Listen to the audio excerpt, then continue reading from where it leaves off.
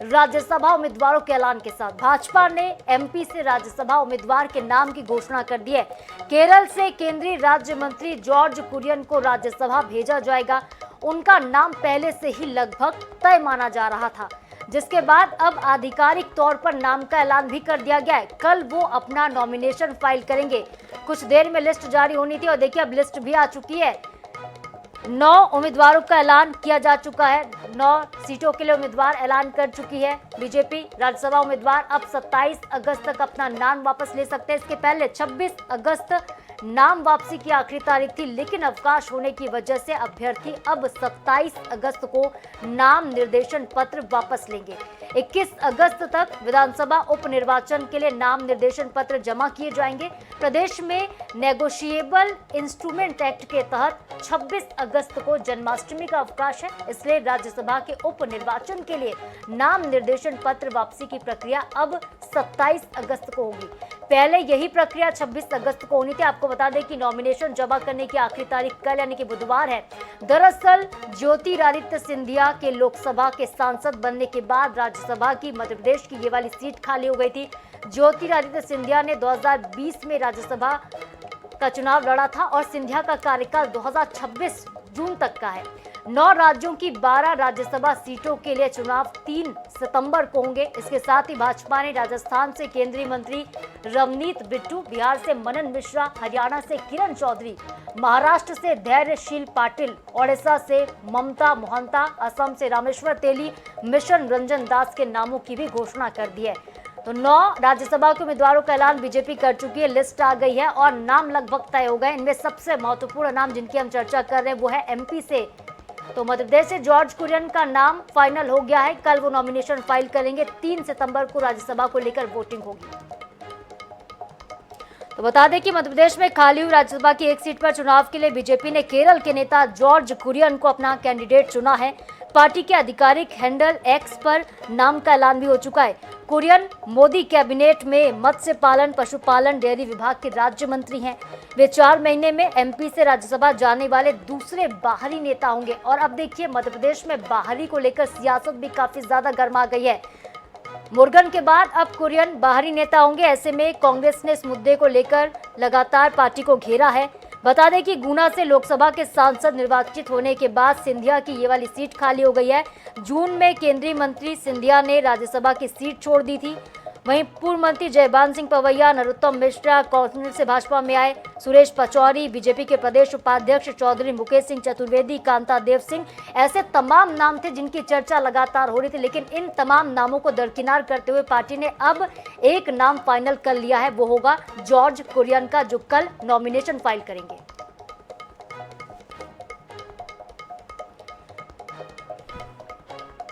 आपको बता दें कि पवैया और नरोत्तम मिश्रा 2 साल के लिए राज्यसभा जाने के लिए राजी नहीं थे।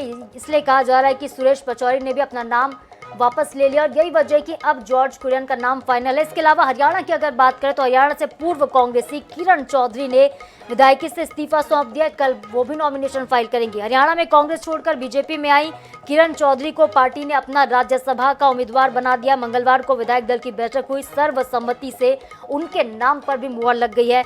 अब किरण चौधरी कल सुबह 10 बजे राज्यसभा उपचुनाव के लिए नामांकन दाखिल करेंगी। तो ये कुछ ऐसे नाम हैं जो लगातार हम आपको बता रहे हैं। 9 नामों का ऐलान केंद्र सरकार की तरफ से किया गया है। बीजेपी ने अपने कैंडिडेट मैदान में उतार दिए हैं। कल नॉमिनेशन का आखिरी दिन होगा। 12 सीटें राज्यसभा की फिलहाल खाली हैं, लेकिन 9 सीटों के लिए उम्मीदवारों का ऐलान हो चुका है।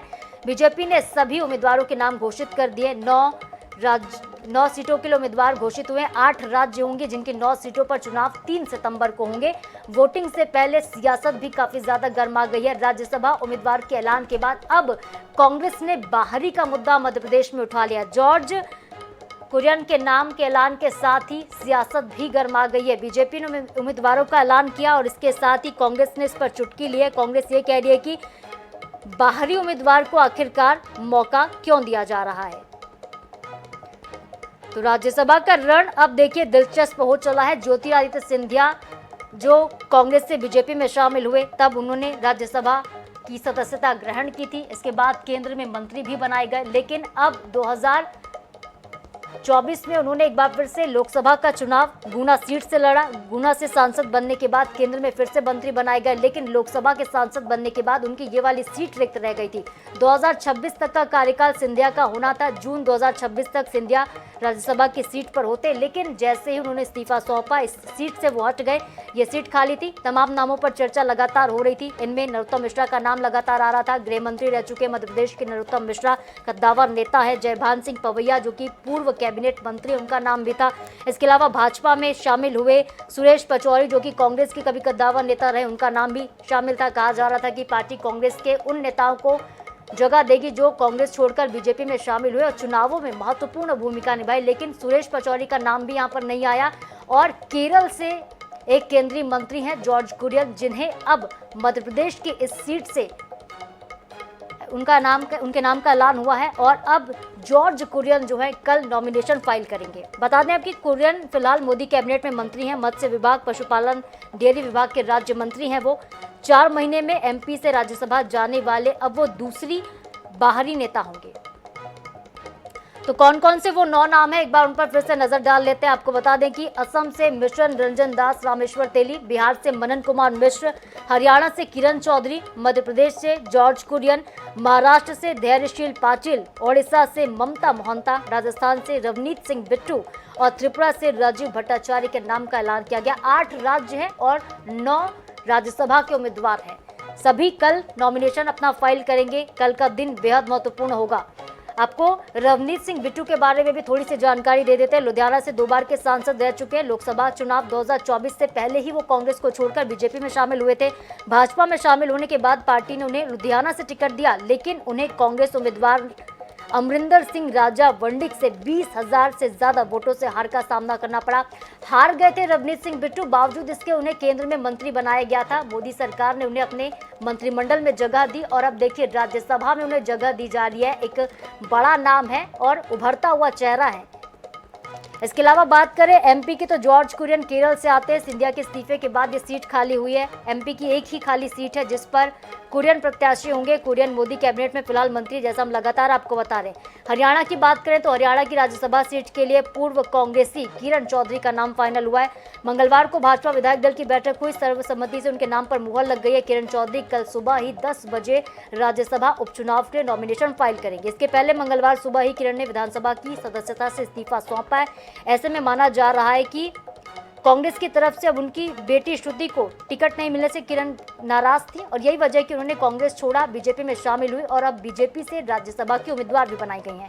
ऐसे में जो सीट विधानसभा की खाली हुई है उसमें अब श्रुति को जगह मिल सकती है, श्रुति को टिकट दी जा सकती है। बिहार की बात करें तो बिहार में बार काउंसिल ऑफ इंडिया के अध्यक्ष हैं जो कि भाजपा के कैंडिडेट मनन कुमार मिश्र बनाए गए हैं। बिहार से लालू यादव की बेटी मीसा भारती, विवेक ठाकुर के लोकसभा चुनाव जीतने के बाद दोनों ने राज्यसभा से इस्तीफा दिया था और इसके बाद से ही बिहार में राज्यसभा की 2 सीटें खाली हैं। भाजपा ने एक सीट पर मनन कुमार मिश्र को कैंडिडेट बनाया है और अब देखिए कैंडिडेट्स का ऐलान हो चुका है। लेकिन इस खबर पर ज्यादा अपडेट लेते हैं, ज्यादा बातचीत करते हैं। हमारे साथ स्पर्श शर्मा हमारे संवाददाता जुड़ रहे हैं। स्पर्श, राज्यसभा के लिए 9 नामों का ऐलान हुआ है। इस टिकट बंटवारे के पीछे आखिरकार क्या मंशा रही है बीजेपी की? ज्यादा बातचीत आपसे करते हैं। पार्टी की स्ट्रेटजी क्या देख पाते हैं आप इसके पीछे, जिस तरह से नामों का ऐलान हुआ है? कुछ ऐसे भी नाम हैं जो कांग्रेस से भाजपा में शामिल हुए लोग हैं, कुछ ऐसे भी नाम हैं जो बाहरी बताए जा रहे हैं। क्या स्ट्रेटजी आखिरकार भाजपा की रही है?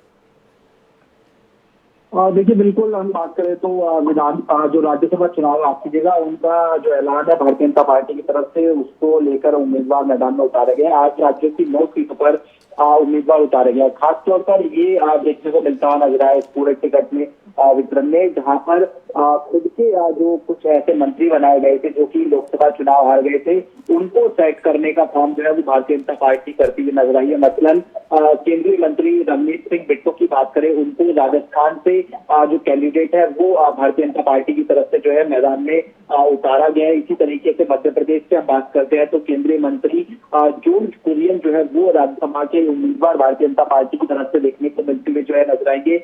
इसके अलावा भी जो कई राज्य ऐसे हैं जहां पर भारतीय जनता पार्टी गठबंधन में देखने को मिलती हुई जो है नजर आती है, वहां पर हम सीधे तौर पर बात करें तो भारतीय जनता पार्टी ने कहीं ना कहीं गठबंधन दर भी जो है निभाया है। मसलन बिहार की हम बात करते हैं तो 2 सीटें बिहार में खाली होती हुई जो है नजर आई थी। लेकिन एक सीट पे हम बात करते हैं तो बिहार के मनन कुमार मिश्रा, वहां पर जो है भारतीय जनता पार्टी ने उनको अपना जो उम्मीदवार है बतौर राज्यसभा जो है बनाया है। और एक सीट जो सहयोगी दल है उनके पास जो है जाती हुई नजर आएगी।